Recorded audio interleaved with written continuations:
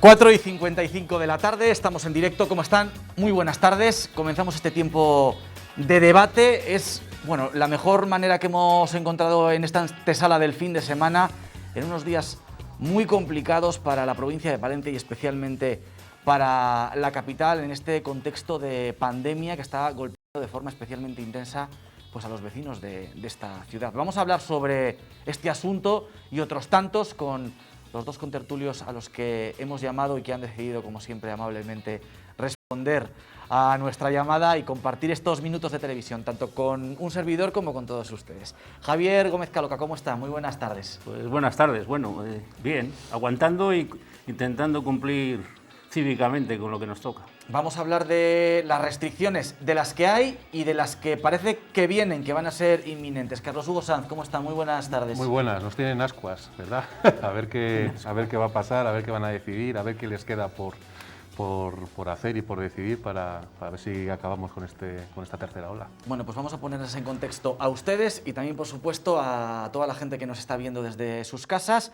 Efectivamente, se auguran más restricciones. De hecho, en las próximas horas no se sabe si durante esta tarde o durante la jornada de mañana la Junta de Castilla y León va a convocar un Consejo de Gobierno extraordinario para aplicar nuevas medidas restrictivas que afectarían directamente a las zonas donde la pandemia está golpeando de forma más intensa, y en ese lugar los focos enfocados hacia la capital palentina. Ya lo anunció ayer el vicepresidente de la Junta de Castilla y León, que habría más medidas en concreto para los puntos donde la situación era bastante más crítica que en el resto de la comunidad, aunque la situación en general sea muy mala y muy preocupante.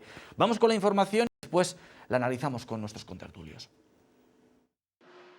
El Gobierno central impide a Castilla y León aplicar un confinamiento estricto, aunque desde la Junta consideren que sería necesario. Por eso, seguirán endureciendo las restricciones dentro de los márgenes que les permita la ley en ciudades especialmente descontroladas, como es el caso de Palencia capital. Estamos trabajando en ellas.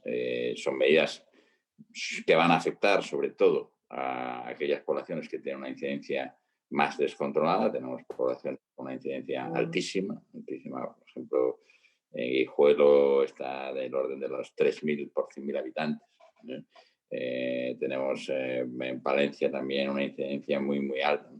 Y nosotros lo que queremos es tomar medidas eficaces. Por eso le pedimos al Gobierno las herramientas. Nosotros sabemos, lo hemos explicado esta mañana, que restringir la actividad sin restringir el contacto social no es eficaz. Esas medidas adicionales a las actuales, que se adoptarán mañana en un Consejo de Gobierno extraordinario, podrían suponer el cierre perimetral de la ciudad o la reducción de horarios comerciales, aunque aún no están definidas. La presión hospitalaria es insoportable. Ingresando ayer en Palencia 20 y tantos enfermos de coronavirus en un solo día. Eso es más de una planta del hospital cada día una planta.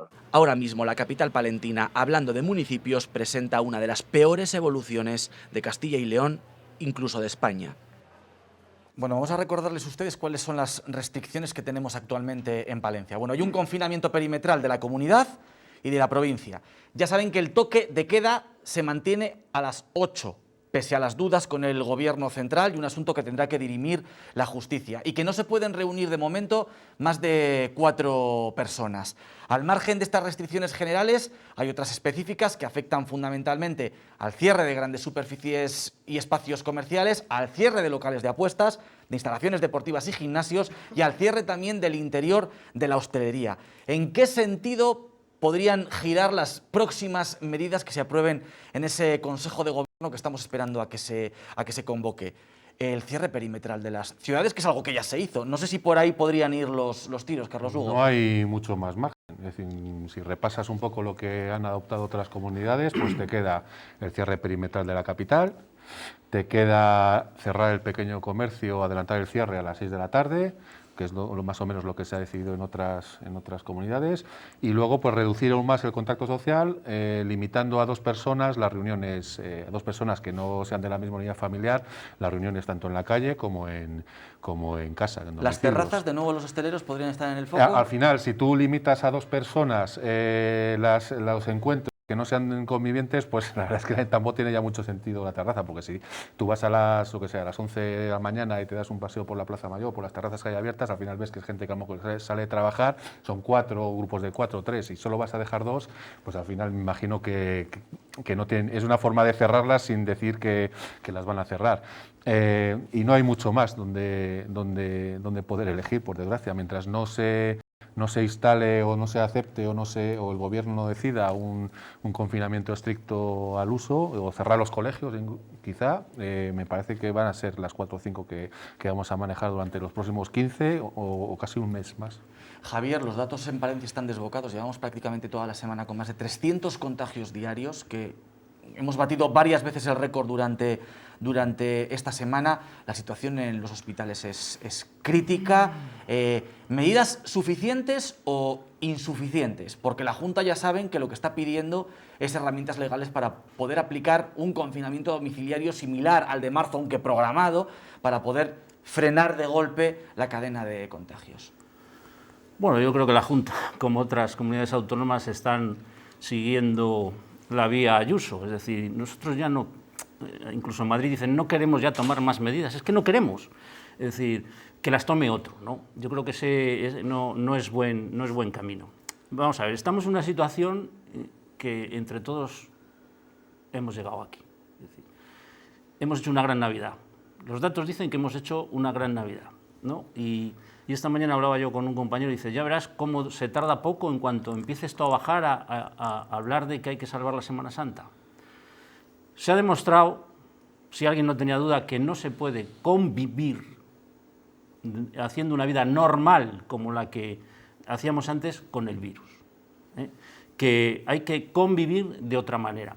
Más medidas, las que ha dicho Carlos Hugo, pues posiblemente sean esas, pero es que posiblemente sean suficientes si todos ponemos de nuestra parte. El problema es que 9 comunidades autónomas más Ceuta piensan que no son suficientes y el gobierno no da su brazo a torcer.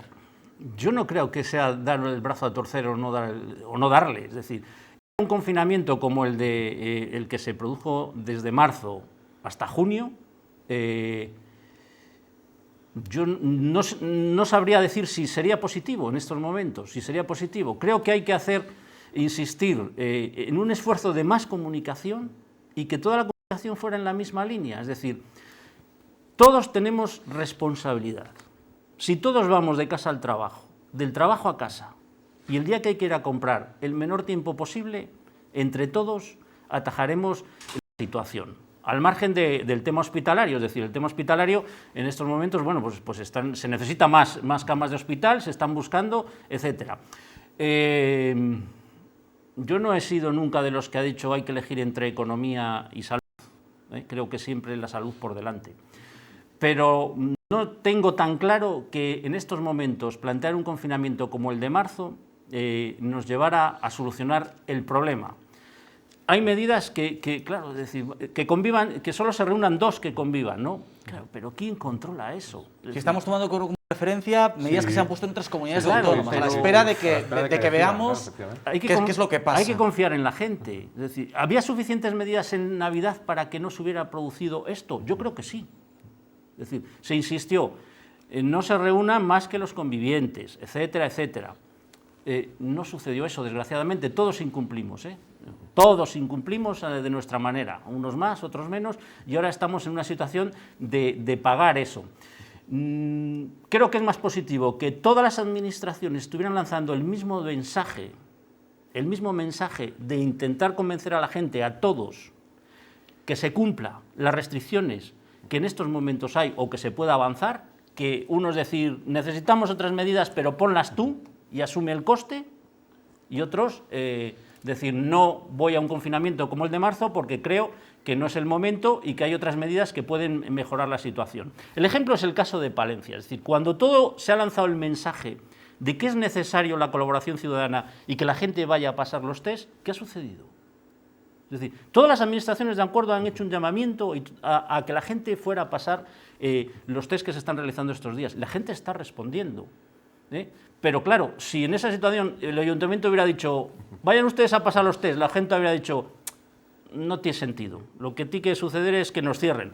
Pues no hubiera pasado lo mismo. Yo creo que es un problema De medidas, pero también de mensajes. Así de contundente, ¿considera lo mismo o cree que el Gobierno debiera escuchar a las comunidades autónomas? Yo creo que el Gobierno puede hacer más. Es decir, en esto todos podemos hacer más. Es decir, puede hacer más la gente, seguro. Lo que pasa es que a mí tampoco me gusta cargar siempre tinta sobre la gente, porque yo creo que en un gran porcentaje pues la gente cumple. Y claro, yo las 3 olas que hemos pasado, las 3 olas ha sido de la gente, y yo pregunto, ¿y la responsabilidad de las administraciones dónde está? Es decir, que hoy la Junta de Castilla y León, a través de la delegación, me imagino, negocie con San Juan de Dios, que gracias a ellos haya 24 o 48 camas más, hoy, cuando llevamos 10 días, 15 días incrementando por encima de los 200 casos diarios. Es decir, sabemos que se va a colapsar el hospital y en vez de prepararlo en el 1 de enero, que cuando sabíamos que venía la tercera ola, para tener todo el dispositivo preparado, lo preparamos hoy, cuando ya estamos desbordados. Es decir, que yo hay decisiones que yo creo que se toman tarde. Y no entiendo por qué se toman tarde. Es decir, porque el refuerzo del sistema sanitario para asumir el exceso de casos, el exceso de gente enferma, de gente grave, que se nos venía encima, que todo el mundo sabía que se nos venía encima, me da la sensación de que llega tarde. Es decir, ¿por qué esto no se ha hecho el 1 de enero? Es decir, ¿por qué, viendo cómo había pasado la Navidad, las administraciones dijeron, vamos a prepararnos, vamos a preparar camas aquí, vamos a aumentar la UCI, vamos a hacer esto, vamos a reorganizar el personal para que haya, vamos a contratar si tenemos que contratar? Es decir, al final a mí me da la sensación de que todo es por dinero. Es decir, y es que es así de triste. Es decir, me da la sensación de que no se toman decisiones por dinero, no las toma el Gobierno por dinero y no las toman las otras administraciones, como en este caso la Junta de Castilla y León, por dinero.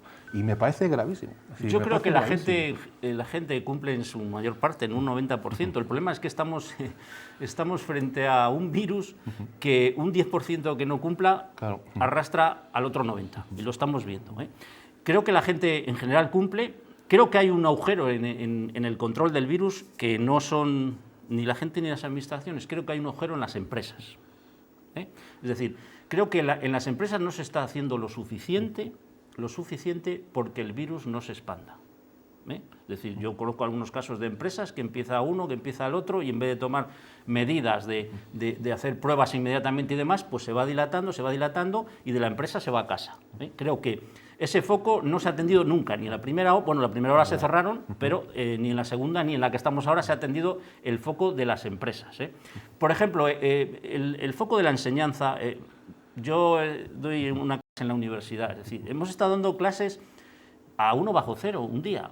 Es decir, en la universidad no es un problema el virus mientras está funcionando la universidad. Es decir, lo que ha sucedido después de Navidad y eso, bueno, es que ha sucedido en todos los sitios. En los colegios, creo que es de un punto de vista más empresarial que no se ha atajado. Hay algunos casos en Palencia que me parece que el problema es empresarial. Es decir, cuando tú tienes un foco en tu empresa, tienes que actuar. Y desde ese punto de vista es uno de los fallos que yo veo.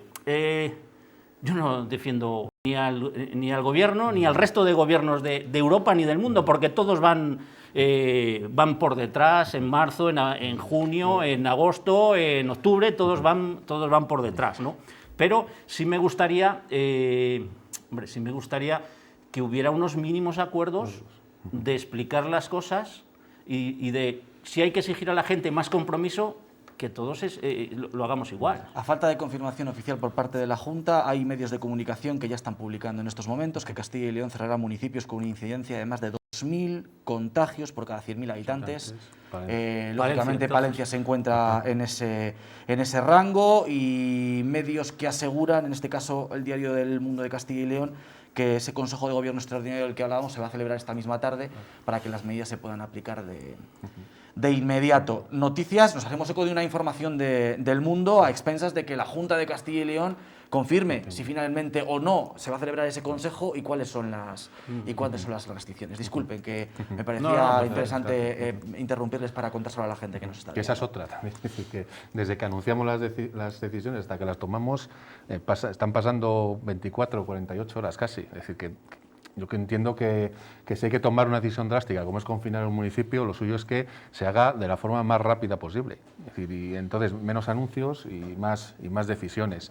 Y básicamente yo estoy de acuerdo con lo que decía Javi. Es que tampoco vamos a dar siempre vueltas sobre el mismo tema: responsabilidad individual, responsabilidad de las administraciones y medidas que tomen. Yo creo que el gran debate que hay ahora mismo es un confinamiento corto de 20 días o medidas de estas de para adelante y para atrás durante 3 meses. Claro, yo soy partidario, si en 20 días a mí me aseguran que bajan todo y demás, pues en 20 días yo preferiría meternos en casa todos, bajar la incidencia y volver a retomar, esta vez sí, con cribados, con seguridad, con control, con análisis, la vida normal. Pero parece que nadie está dispuesto a hacer eso, por lo menos las comunidades no de la forma que lo están pidiendo, que sí que piden un confinamiento. Más allá de que en general la comunidad, la situación sea extremadamente mala, en Palencia Capital es que es muchísimo peor, pero muchísimo. Ahora mismo estamos muchísimo peor que en marzo. Quiero decir, es que yo no sé si la gente que nos está viendo en casa es realmente consciente de la situación que atraviesa ahora mismo la provincia de Palencia y especialmente la capital. Ni en marzo, a finales, ni a principios de abril, cuando estábamos encerrados en casa, había esta situación que hay ahora. Ni tantos contagios, ni la presión hospitalaria, etcétera, etcétera. Entonces, teniendo en cuenta esta realidad... Ni fallecimientos, efectivamente. Entonces, teniendo en cuenta esta realidad, ¿ustedes qué creen que se ha hecho peor en Palencia capital que no se haya hecho en otros puntos? Porque para que la incidencia esté aquí tan disparada... aparte de la autocrítica de la gestión de las administraciones, es que tiene algo que ver. ¿Qué se ha hecho aquí peor? Yo creo que el fallo de base es que se desescaló, por decirlo de alguna forma, mal en diciembre, noviembre en la segunda ola, noviembre, principios de diciembre, ahí no se hizo bien. Entonces, porque aquí entramos en las Navidades sin Antes. Hubo 2 días... O sea, en las Navidades nosotros no habíamos descendido, seguíamos en una segunda ola. Hubo 2 días, si no recuerdo mal, 2 días que se bajó la incidencia por debajo de 400, solo 2, a nivel provincial. Sin embargo, ha estado en Navidad y cuando entramos por encima de los 400 casos cada 14 días. Ahora tenemos 2.000. Claro, si tú a esa incidencia, con ese número de casos, promueves el contacto social o las Navidades, promueves, te reúnes en Navidades, lo hablaba un experto, ¿no? Dice, es que es perfecto, o sea, decir que las Navidades ha sido el escenario perfecto, porque son reuniones familiares, sociales, durante 7 días, justo para incubar el virus, es decir, que si te contagias en una, a los 7 días, si te contagias en Nochebuena, a los 7 días en Nochevieja, vas a pasárselo con los que te reúnes en Nochevieja y si lo coges ahí, lo pasarás en Reyes, o sea, es decir, es el ámbito perfecto. Claro, nosotros partimos de 400, pues se nos va. Y luego yo creo que tampoco creo que dependa de una ciudad, de una gestión, de un sitio muy puntual que se disparen los casos o no. Es decir, lo hemos visto, pues en Segovia se ha disparado, luego ahora está mejor. Es decir, yo creo que simplemente es que se dan las circunstancias idóneas y el virus pues aprovecha, porque el virus es su misión en esta vida es contagiar y asegurar su existencia, y él le da igual A, B que C, es decir, no mide. Es decir, entonces, si no partimos, si no eliminamos las condiciones por las que se produce esa transmisión, pues seguiremos. Si hay mucha, pues lógicamente iremos hacia arriba. Yo creo que estoy totalmente de acuerdo con Carlos Hugo, es decir, ¿por qué más? Habrá más factores, seguramente aquí es una provincia, una ciudad que cuando llega la Navidad nos encontramos con gente con la que íbamos al colegio, quiero decir que es una ciudad donde viene mucha gente, ¿no? Pero, claro, es que partíamos del umbral de los más altos de España, es decir, aquí 2 días, no sé si 2 días sí o 1, sí, se bajó de 400. Y se tomaron medidas, pero no se bajó de 300, no se bajó, es decir, que cuando ya se veía la otra ola, que todo empieza antes de Navidad, aquí ya, por así decirlo, llevábamos cierta ventaja. Luego, pues puede influir, igual, pues en algunos casos, no sé si mala suerte o lo que sea, es decir, que aquí ha habido brotes muy grandes en algunos centros y seguramente pues eso también lleva el índice para arriba, ¿no?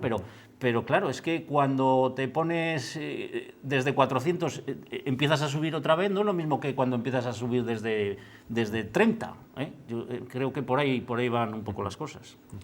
Bueno, si les parece, vamos a hacer un alto en el camino y, bueno, les emplazo lógicamente a ustedes que me acompañan en la mesa, que se queden con nosotros, que lo van a hacer. Lo primero porque van a escuchar el testimonio a continuación de alguien a quien conocen muy bien, porque es compañero de tertulia de todos ustedes. Y quiero también que se queden ustedes que nos están viendo en su casa, porque después de la publicidad vamos a explicarle a través de un testimonio cuál es la realidad puertas adentro del Hospital Río Carrión para intentar de verdad concienciarles de lo grave de esta situación. Ahora volvemos.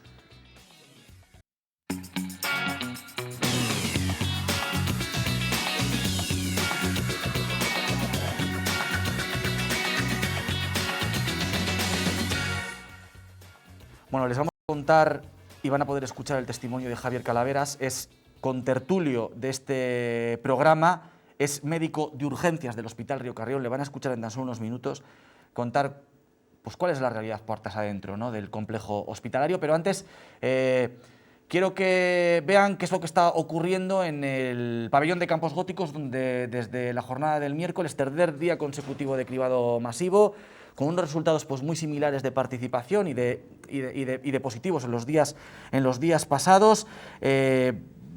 Bueno, pues nos vamos hasta allí para ver qué es lo que está ocurriendo y lo comentamos también un poco, ese llamamiento a la participación que hay que valorar, ¿no?, la respuesta de los palentinos. El miércoles comenzaban las pruebas con 16 líneas de cribado. Ayer se habilitaban 2 más y de cara al fin de semana serán 22 las líneas totales. La apertura de nuevas líneas ha conseguido acelerar el ritmo y así evitar largas esperas antes de entrar en Campos Góticos. Ayer se realizaban 1000 pruebas más que en la primera jornada, por lo que se espera que aún continúe esta tendencia de aumento. Pues yo creo que ni media hora. Muy poquito hemos estado. Pues muy bien, muy rápido todo y muy bien. Muy bien, pues un poquito incómoda, pero bien, bien. Sí, hombre, claro, por eso venimos, para que a ver si se corta todo esto. Y como estamos en directo al hilo de este asunto, pues les podemos ir contando noticias que se producen y que acaban de comunicar ahora mismo. Nos dicen desde el ayuntamiento que debido a la declaración de la alerta amarilla por rachas de viento de hasta 80 kilómetros por hora, las carpas montadas durante el día de ayer en el exterior del pabellón de Campos Góticos, que las habrán visto si han ido a hacerse la prueba, para albergar las 4 nuevas líneas de test, pues finalmente van a ser retiradas cuando termine la realización de las pruebas de hoy, y que esas 4 líneas se van a mantener operativas, pero en el interior del hall de acceso a las piscinas del propio complejo polideportivo. Dicen desde el ayuntamiento que eso va a permitir que no se ralentice el ritmo de realización de las pruebas. En torno a 70-80 positivos y en torno a 6.000, 7.000 pruebas realizadas en las jornadas del miércoles y del jueves. La Junta hacía una estimación de 30.000 pruebas, 70.000 palentinos pudiesen hacerse este test de antígenos de segunda generación, y si estas cifras se van cumpliendo, pues bueno, se van a alcanzar esas previsiones, que esto siempre es una muy buena noticia, ¿no? A ver qué pasa el fin de semana, porque como da lluvia, mal tiempo y demás, esperemos que eso no desanime a la gente a pasar por Campos Góticos para hacerse la prueba. Creo que sí que era más o menos lo que manejaban. Hay, creo que en la capital, 78.000 vecinos, y descuentas los menores de 12 años y descuentas los que ya han pasado la enfermedad, y bueno, los que no cumplían las condiciones se quedaban unos 60. Ellos esperaban que con 30.000, con la mitad que pasase, ya sería un buen número, y van camino de conseguirlo. La gente es poco, la mitad, pues la verdad es que está bastante bien, porque por lo menos los que han hecho en Palencia, creo que salvo Villamuriel, que también tuvo muy buena acogida, el resto ha estado más o menos en 1/3 de las tarjetas sanitarias. Es una cosa así, ¿no? Entonces, el volumen de positivos, yo creo que está más o menos en la línea que el resto de sitios donde se ha hecho, incluso en Segovia, por lo que he estado leyendo y demás, más o menos está muy igual. Lo importante, yo creo que el mensaje, sea positivo o negativo, y que da es que si uno se realiza la prueba, que no se confíe. Es decir, si da negativo, que por favor no diga, bueno, ya estoy, no tal, ya puedo hacer vida normal. No, lo que sirve es para decir, hoy no estoy enfermo, lo estoy haciendo bien, voy a continuar haciéndolo bien, y vamos a seguir evitando el contacto social, usando la mascarilla, usando el gel de manos y demás. Yo creo, vamos, en una medida muy acertada. ¿Se podía haber hecho antes? Pues igual sí, igual no, que alguna crítica ha habido. Yo creo que se ha hecho y se está haciendo muy bien, lo que es la organización. Es decir, cuando el ayuntamiento hace las cosas mal, aquí las decimos, ¿no? Y en este caso yo creo que toda la organización, aparte del personal, evidentemente el personal de SACIL, que ya lleva mucha sobrecarga y está horas y horas y horas y está rindiendo pues más del 100%, yo creo que la organización que por parte del ayuntamiento se ha hecho muy bien. Los datos, bueno, pues por encima de la media de los otros sitios que se ha hecho en participación, y luego, bueno, pues entre el 1 y el 1,2% de positivos, que es mucho, porque si esas 78 personas o 79 personas que no sabían que podían contagiar no se hubieran localizado, hoy mismo los de ayer quizás hubieran expandido el virus, ¿no? Seguramente el número de positivos que estamos teniendo estos días ya de PCRs después tengan que ver un poquitín también con el cribado, es decir, sus próximos con los que han tenido contacto, que ahora están pasando las PCRs, pues estarán apareciendo muchos, es decir, un trabajo bien organizado por el ayuntamiento, no sé si personalizar en alguien, pero creo que el concejal de deportes, que es por lo que yo he visto es un poco el que ha organizado toda la infraestructura y demás, muy bien organizado. Agradecer el trabajo inmenso desde marzo, pero más ahora ya a estas alturas de todo el personal de SACIL, de las enfermeras, de todo el personal, de protección civil, bomberos. El personal de enfermería que está en la carpa de Campos Góticos estos 3 días, que está haciendo un trabajo extraordinario, sin parar, sin tregua alguna, siempre con una sonrisa y con el mejor carácter a todo el que se presenta a hacer la prueba. Y que no olvide la gente, sí, por supuesto que sí, que luego lo olvidamos, que ese personal es personal público. Claro. Son empleados públicos, que muchas veces se nos calienta la boca criticando a los funcionarios y a los empleados públicos, etcétera, etcétera. Esos son personal público. Todos los que están ahí participando, haciendo las pruebas, son personal público. Por lo tanto, yo creo que es una buena medida. Esperemos que eso nos va a dar unas cifras próximas de muchos positivos, pero seguramente se está sembrando para atajar un poquitín el futuro, un poco a 2 semanas o quizás más. Esta mañana que, me tocaba hacerme la prueba, estaba en Campos Góticos y la enfermera que me estaba realizando el test me decía, dice, qué importante es que todos estos días contéis todo esto que estamos haciendo. Claro. Pues sí, es muy importante que lo contemos, pero lo realmente importante, y yo se lo decía, es lo que están haciendo todo ese personal, esa plantilla durante toda esta jornada sin tregua alguna y con una profesionalidad extraordinaria. Y al hilo del cribado y de lo que decía antes mi compañero Carlos Hugo, ¿no? Esa sensación de que perdamos el temor una vez que no se nos llame para decirnos que estamos contagiados, ¿no? Pues sobre ese asunto alertaba también el testimonio que van a escuchar a continuación, el de Javier Calaveras, que ya saben que es médico de urgencias y contertulio de esta casa. Puertas adentro del hospital, las sensaciones que se viven son muy complicadas, de muchísimo cansancio y estrés laboral por parte de los profesionales, de un cansancio y de una saturación real. Ahora mismo encontrar cama en el hospital Río Carrión es prácticamente un imposible. Ya saben que se están realizando traslados a los hospitales de Valladolid y a los hospitales de Burgos. Sensaciones complicadas y una llamada de atención que creemos que es fundamental, que escuchen con mucho detenimiento y que la tengan en cuenta a la hora de comportarse. Situación desbocada, al borde del colapso, trabajo a contrarreloj. Esa es la situación que se vive ahora mismo en el Hospital de Palencia. Una lucha contrarreloj por intentar controlar una pandemia que en Palencia, por desgracia, está desbocada. Son muchos meses ya de lucha contra el coronavirus y empieza a pesar el cansancio entre los profesionales sanitarios. Es un trabajo duro, sobre todo a nivel emocional. El trabajar con un EPI es de las situaciones más duras que un sanitario puede vivir. La tensión de no contagiarse, de no llevar el virus a casa. Cuando ocurre eso y entiendes que has contagiado a alguien, lo que deseas es que el daño recaiga en ti. No queremos contagiar al resto porque al final tenemos muchas posibilidades de hacerlo. Para eso nos aislamos. Es una lucha cuerpo a cuerpo contra el COVID-19 sin desfallecer. La mejor manera de ayudar a todos los profesionales que están en primera línea es no relajarse, seguir siendo estrictos en las medidas de seguridad. Estamos en el momento de la verdad. Si ahora conseguimos darle alas al virus, el virus nos puede hacer mucho daño. Y por supuesto, no utilizar el que hayamos dado negativo en las pruebas del cribado para relajarnos y mucho menos irnos de fiesta, como ya muchos están anunciando que harán a través de redes sociales. Estamos también viendo en esas redes sociales que se están haciendo llamamientos a fiestas sociales y todo eso, pues con ese negativo, ¿no? Nada más lejos de la realidad. Ese no es el objetivo del cribado. Pero si esas personas se juntan, le daremos alas al virus. Los profesionales sanitarios recuerdan que nadie está blindado, que nadie está libre de contagiarse. De hecho, está bajando y mucho la edad de las personas con COVID que están ingresadas. ¿En qué cabeza cabe esos jóvenes que están esperando a tener un negativo en la prueba para poder juntarse, para poder reunirse? Jóvenes, adolescentes. Y no tanto. Por favor, y no tanto, No tanto. efectivamente, No tanto. para los que tengan responsabilidad por sí misma, que lo tomen en cuenta, y para los que tienen hijos en esta edad, que tengan especialmente cuidado de lo que puedan hacer sus hijos durante estos días.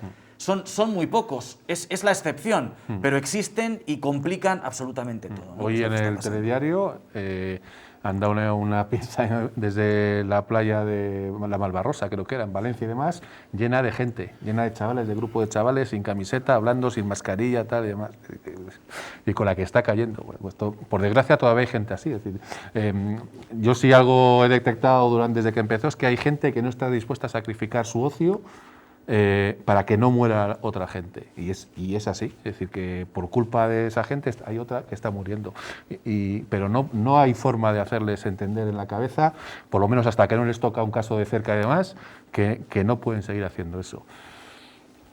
Pues tampoco podemos luchar, salvo multa y sobre todo que no les salga gratis. Es decir, en el momento a lo mejor que les cae una buena, a lo mejor desaniman. A lo mejor cuando se sepa un caso de que han tenido que pagar 2.000, 3.000, que son jóvenes de 18, 20, 22, 23 años y van a estar pagando una multa durante los 3 o 4 primeros años de su vida laboral, porque pues a lo mejor cambian de idea, pero de momento yo no he encontrado cuál es la herramienta para hacerles cambiar de idea, y va a haber siempre habrá alguno que diga, no, yo prefiero estar de fiesta que estar encerrado en casa. Está claro que algo hay que hacer, ¿no? Porque lo que está pasando en el hospital es tremendo, algo hay que hacer, Javier. Dejar todo esto en manos de la voluntad de cada uno. Sí, pero no enfoquemos, yo creo, no ahora, desde más o menos septiembre, octubre, hemos enfocado todo hacia los jóvenes.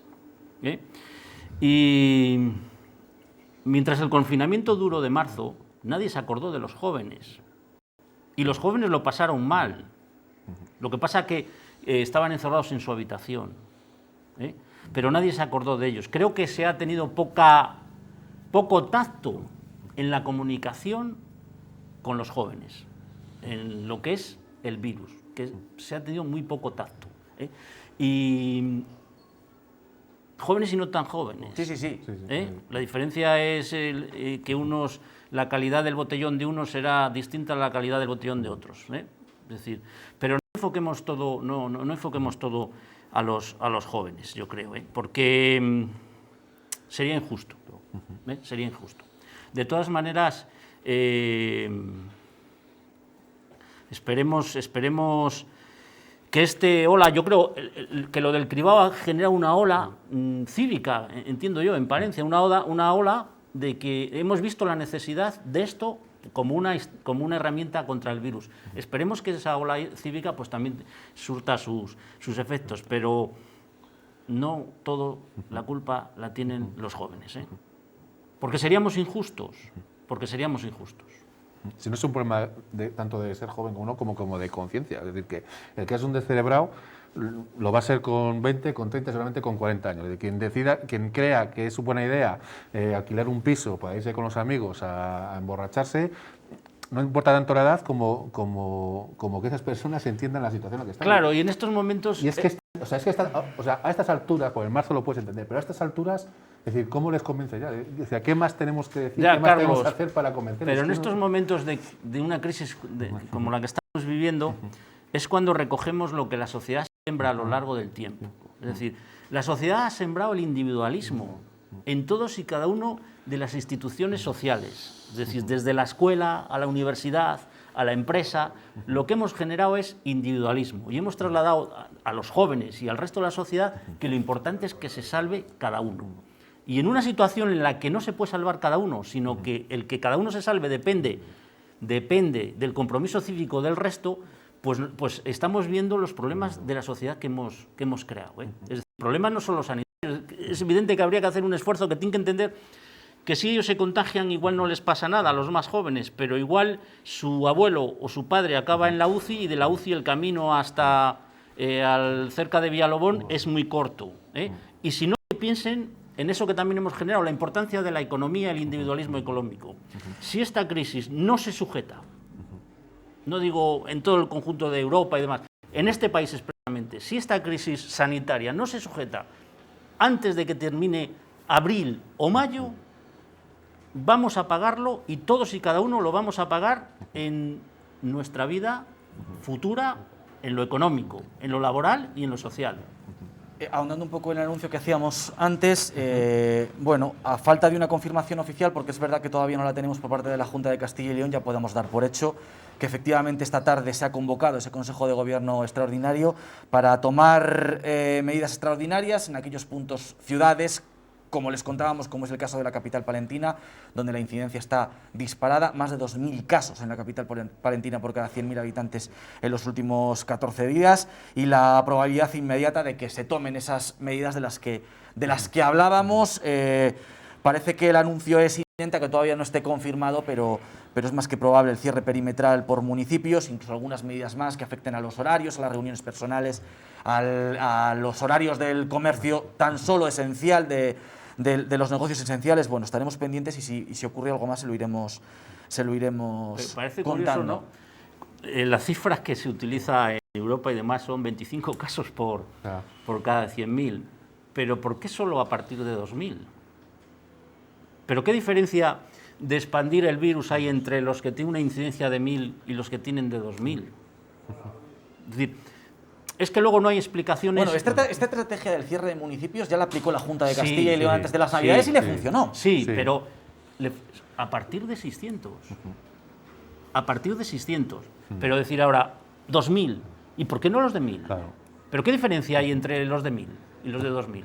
El virus dice está Javi, descontrolado. Es que nos hemos acostumbrado a claro, que vamos 600 umbral. casos es algo bueno. Es decir, cuando lo que tendría que ser 25 30 casos por cada 100.000 habitantes. Es decir, tenemos cifras tan altas que ya ahora llegar a 1.000 nos va a parecer ya, bueno, estamos muy bien. Llegar a 800 va a ser la leche, y cuando lleguemos a 500 o a 400, ya como estamos, ya podemos cantar victoria. Y no. Claro, porque hay que bajarlo a niveles pues que puedan los sostenerlo. municipios son 25, de más de 20. 2.000, en el momento que bajen a 1.100, van a empezar a exigir, o pueden empezar a exigir, que se les quiten las medidas. Con 1.100, que es un disparate. Es un disparate.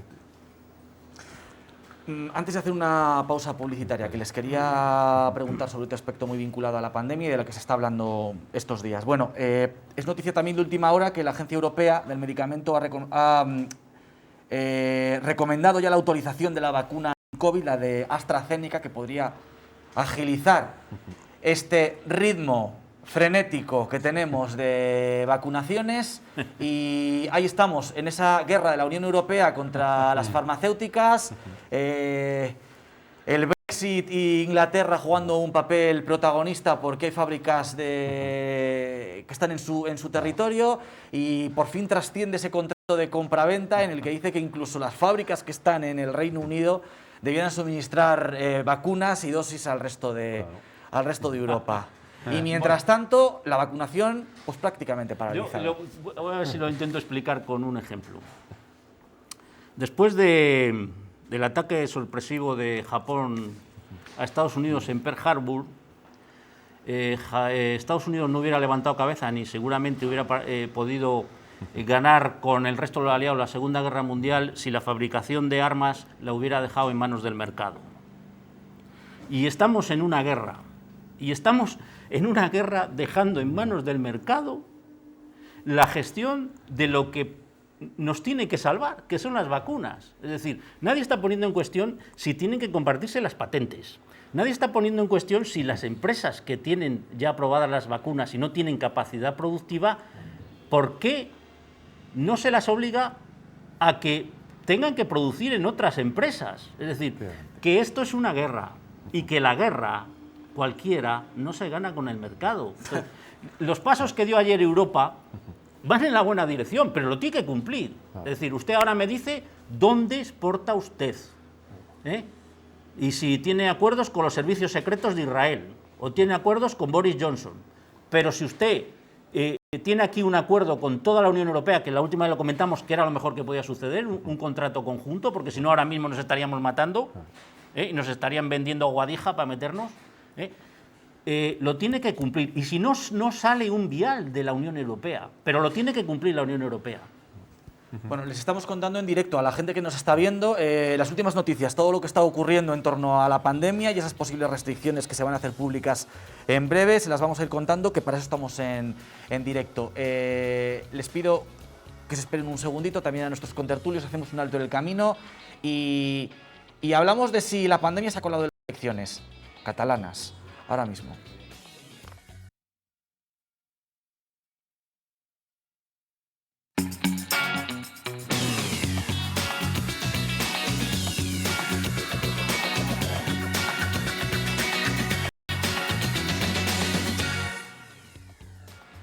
En plena pandemia, en la cresta de una tercera ola que parece que está demostrado que va a ser incluso peor que la primera, y para ser candidato en las elecciones catalanas.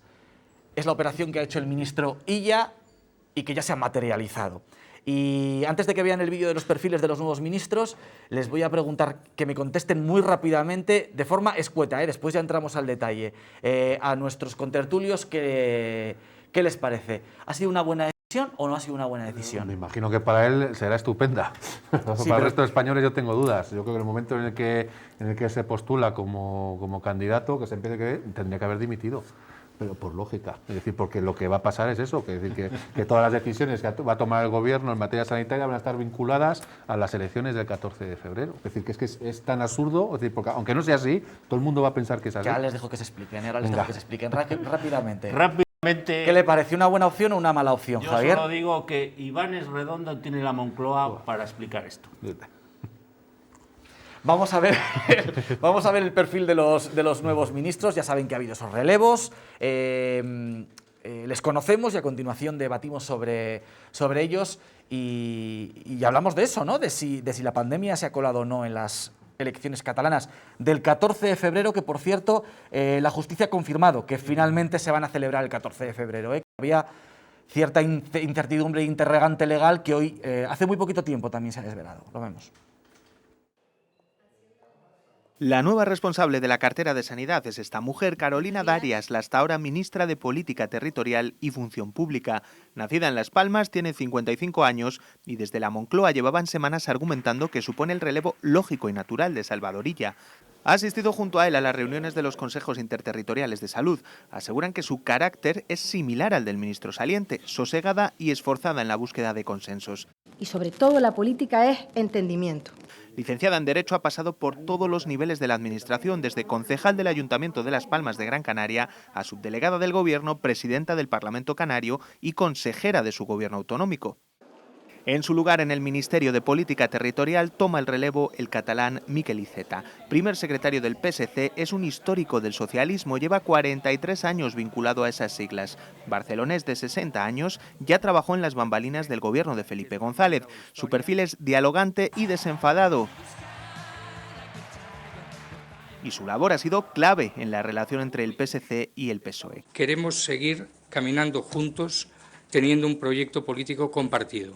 Ahora dirigirá la política territorial del gobierno de Sánchez. Las diversas nacionalidades o naciones que integran España pues pueden hacerlo armónicamente sin poner en riesgo la unidad. Tras ser desbancado por el efecto Illa como candidato a la Generalitat de Cataluña. Bueno, no les voy a pedir ni a Carlos Hugo ni a Javier Gómez Caloca que bailen como Iceta, pero sí que les voy a pedir que valoren este relevo y toda la avalancha de opiniones que ha habido. Yo hay algo que me resulta hasta gracioso al final, es decir, que al final el efecto Illa es quedar tercero o cuarto en las elecciones catalanas para ser un partido decisivo. Es decir, ni siquiera, porque si fuese para ganarlas, pues puedo entender toda la que se ha montado, pero para quedar tercero o cuarto, pues no lo entiendo. Y respecto a los relevos, es que tampoco, es decir, que da igual a quién pusiese en realidad, porque en materia de sanidad yo creo que el gobierno peca de dejación de funciones, por decirlo de manera suave. Es decir, yo solo espero del gobierno a diario el parte de las 6 o de las 5 de la tarde en el que me dice el número de contagios, cuánto ha subido, cuánto ha bajado y la situación. Es decir, yo ya no espero más noticias y a mí me parece grave. Es decir, yo creo que tendría que ser mucho más proactivo y tendría que tener políticas claras para intentar reconducir las 100.000 cosas que tiene sobre la mesa. ya no vamos a hablar de la pandemia, pero por ejemplo, la vacunación. Es decir, yo creo que el Gobierno tenía que haber diseñado un plan de vacunación para todas las comunidades autónomas, con ellas, pero para todas las comunidades autónomas, para evitar lo que se está viendo estas últimas semanas, en el que igual se vacuna un obispo, que un concejal de un pueblo de no sé dónde, que un consejero de Sanidad, por ejemplo. Y así en otras cosas. De momento, Carlos Hugo y Palencia no tenemos a ningún... Que sepamos. A ninguno que sepamos que se haya saltado la lista. Que sepamos. Que sepamos. Hay que buscar desde luego uno, si lo hay, desde luego si lo hay y lo conocemos, lo contamos. Hay que buscar uno porque podemos quedar fuera de estas noticias. Pero vamos, que si un concejal y el capellano, el cura de una residencia, han conseguido, o el alcalde de un pueblo de Valladolid ha conseguido colarse con el cura, pues es decir, aquí se ha colado, pues seguramente todo el que ha tenido oportunidad y no tenga escrúpulo. Es decir, yo a eso es a lo que le reclamo al Gobierno de España.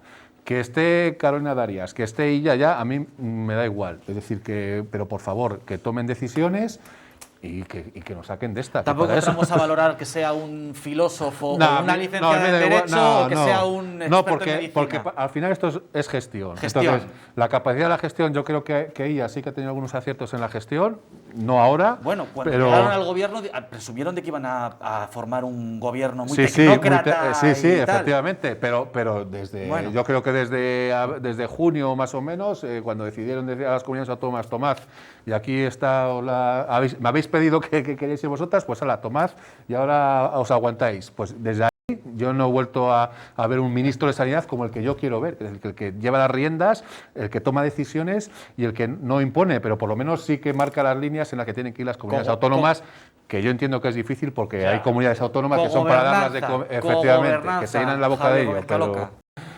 Lo que pasa es que un Ministerio de Sanidad que tiene 9.000 empleados públicos, plantearle que dirija la política sanitaria, que no es su competencia, que tiene las comunidades autónomas que entre todas tendrán más de 1 millón de empleados públicos, pues es un poco, ¿no? Bueno, yo sobre la elección de ella, me parece un error. Voy a obviar el tema de que si lo deja en el momento que lo deja, mi análisis desde el punto de vista más político, digo, me parece un error, porque en el supuesto que se diera el mejor de los escenarios, que incluso fuera el partido más votado, es que no va a gobernar, salvo que el PSOE quiera gobernar Cataluña y quiera perder el gobierno de Madrid. Es decir, porque de ninguna manera va a poder gobernar y que le siga apoyando Esquerra Republicana de Cataluña, que es fundamental. Y los votos que acarrea Esquerra, que son compartidos casi, que es Bildu. Es decir, me parece un error hacer una inversión de un ministro que, aparte, yo creo que era hasta bien valorado, y es una persona bien valorada por su tranquilidad y tal, pero es una inversión para nada. Igual al final queda el tercero, que era lo que iba teóricamente a quedar Iceta. Ojito con las elecciones, que nos podemos encontrar de una bajísima participación que las carga el diablo. Esquerra Republicana ganaría las elecciones, seguido de Junts per Catalunya y del Partido Socialista Catalán. Eso es lo que dice el sondeo de CIS catalán. Sí, el otro CIS dice el otro. Y el independentismo revalidaría la mayoría absoluta. Hay otras Ciudadanos se desploma. Hay otras encuestas del periódico, etcétera, que han puesto a ella primero, quedando primero. Aunque ella, vamos a hacer una hipótesis que no se va a producir seguramente, aunque el PSC más Ciudadanos más el PP, más Vox, que podrían también hacer un planteamiento de parar los pies al independentismo. Todos esos sumarán. El PSOE no puede hacerlo, porque lo que está en juego es el gobierno de España. Es decir, me parece una inversión estéril. Luego lo de los ministros. Me parece adecuado que la ministra de Sanidad sea la de Administración Territorial, no porque fuera a todas las reuniones ya con ella, que también está bien, por los precedentes, no por lo que sino porque desde mi punto de vista, el problema que estamos viviendo en la gestión de la pandemia no es un problema sanitario, es un problema de estructura territorial del Estado.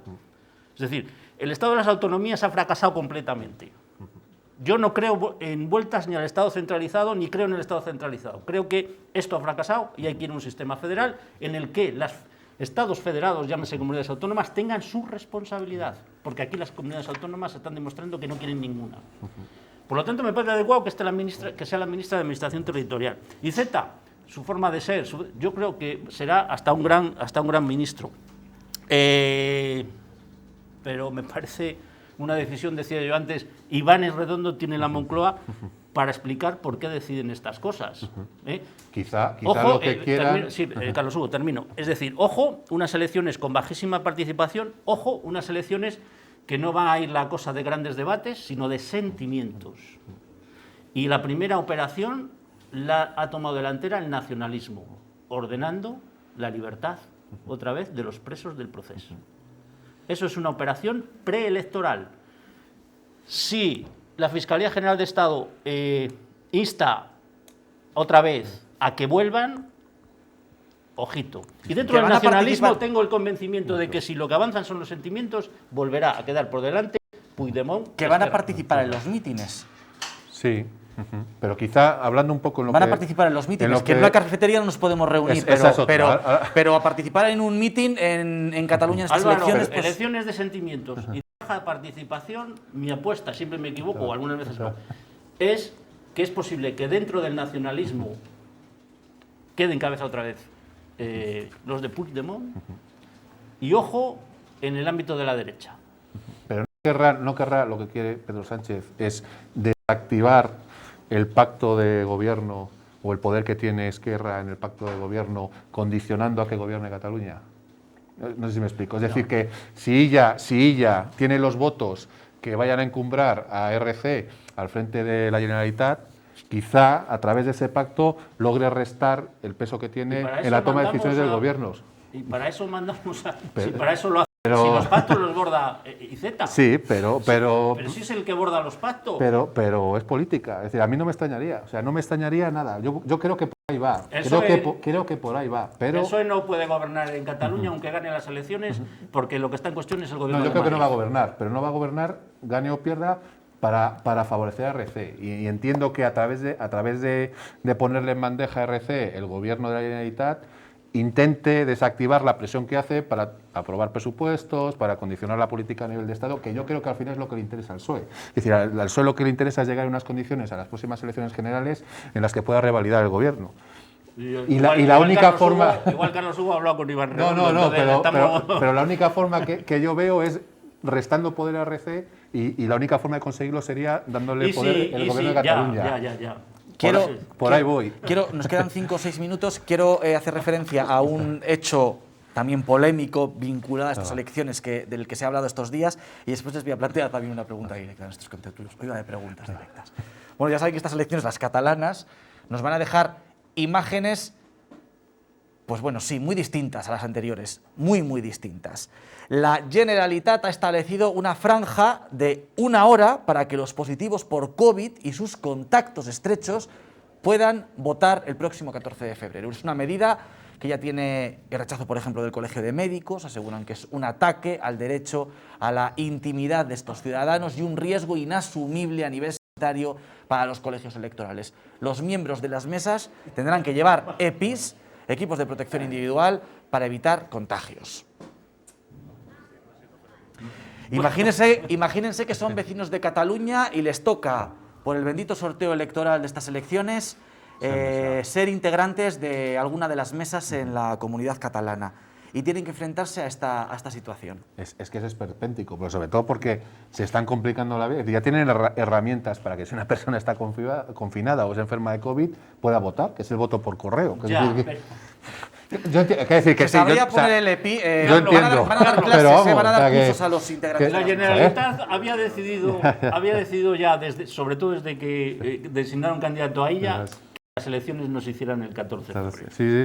O sea, pensaron hasta en junio, luego al final en mayo. Es decir, entonces, ¿qué ha pasado? Que no han preparado nada. No han preparado nada. Es decir, podrían haber preparado, o sea, fomentar más el voto por correo o preparar más el voto presencial. Se ha duplicado el voto por correo ya en las elecciones catalanas, lógicamente, claro. Ya, pero en un plazo muy corto de tiempo. Es decir, ellos no tenían voluntad de hacer estas, que es que les ha obligado el Tribunal Superior de Justicia.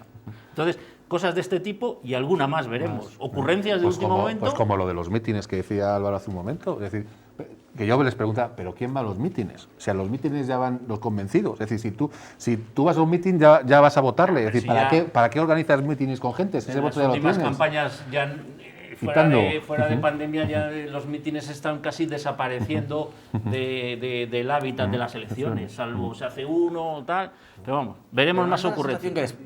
Después de todo esto, es que cualquier cosa puede ocurrir, Pues puede ocurrir, claro, una reacción de la gente, del votante, que no la evalúan las encuestas de hoy. Es decir, ¿cuál puede ser la reacción? ¿De no ir a votar o de ir a votar y decir, voy a votar pues lo que nadie se espera, etcétera? Pues, ojito, que son unas elecciones que veremos cómo acaban, ¿eh? De todas formas, se ha votado en Portugal, es decir, el domingo, unas presidenciales, y no me falla, y todo ha transcurrido con cierta normalidad. Me imagino que se han montado estos pollos que se están montando con las de Cataluña. También yo creo que les interesa, como al final interesa estar todo en los medios, que si no sé qué, que si España, que si el gobierno, que si el tribunal, que si... Bueno, porque luego el voto en Cataluña, como en otras zonas, está muy delimitado por zonas, es decir, ¿dónde hay menos problemas de contacto entre la gente y demás y no sé qué? Porque son menos. En el mundo rural. Y ahí hay unos partidos que tienen más fuerza y otros partidos que tienen menos. Pues, por lo tanto, veremos el resultado, en qué termina, ¿eh? Y veremos luego, dependiendo del resultado, si no entramos ahora en esto que se lleva tanto de deslegitimar los resultados. El primer argumento de legitimación, la participación, etcétera, etcétera, etcétera. Yo creo que me parece, claro, que suspender las elecciones pues no está contemplado en la norma, ¿no? Pero ir en esta situación el día 14 a unas elecciones no me parece lo más adecuado. Pues las habrá. Bueno, las habrá. Se acaba el tiempo. Estamos en directo, 6 de la tarde, tenemos que poner el punto final a este tiempo de debate, a este tiempo de tertulia. Ha sido un placer compartir este tiempo de televisión con Javier Gómez Caloca. Gracias, Javier. Nada, cuídese. hasta la próxima. Nos vemos. A mantener el civismo. Eso es. Y Carlos Hugo Sanz. Que no nos pille el bicho, ¿eh? Que pilla mucha gente, además estos días ha pillado gente cercana y, oye, aunque no te toca a ti, pues te preocupa y ves la mejor forma de ver que lo tienes ahí a la puerta y que es una amenaza para todos. Así Por cierto, que ya lo han comprobado, desde esta semana hemos decidido en esta casa en la 8 Palencia, en aquellos espacios que se hacen con más personas, con más invitados, más allá de que se guarden las medidas de distancia, a ver si podemos ver un plano general de esta mesa en la que hay más de 1,5 metros de distancia entre cada uno de los invitados, teniendo en cuenta la situación epidemiológica que hay en Palencia. Durante unas semanas y para extremar las precauciones hemos decidido utilizar las mascarillas para evitar problemas. Gracias a ustedes y sobre todo gracias a ustedes por estar ahí. Si están dudando en ir al cribado masivo, háganlo. Es un llamamiento que se está haciendo a toda la ciudadanía. No lo duden, den el paso y tengan muchísimo cuidado este fin de semana. Manténganse en casa y cumplan las medidas que tenemos que aplicar. Adiós.